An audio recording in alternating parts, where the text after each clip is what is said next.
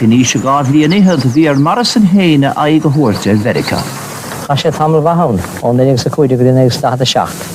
Tá sé ag déanamh jabaní ag súlastócha ach dígan ní chlí sé leis geol.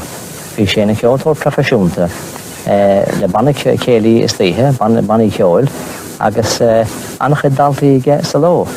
Bhí sé déanamh go maith agus go riomha agus tócha gur Riverstown sin chuine ceol agus bhí sé díra America ag an am ceart.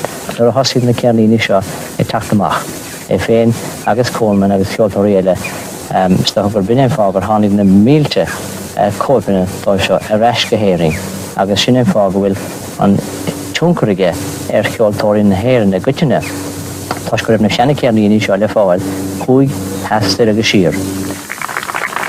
Príomh searamanas na deireadh seachtaine ar láthir a bhreithe, tháinig na sláite faoi ómós chun leacht chuoineáin na nachta don bhear a dhéon écht fir le linge híl, is a dag mar uachta bhaingile, saibhras agus uislach a cheol.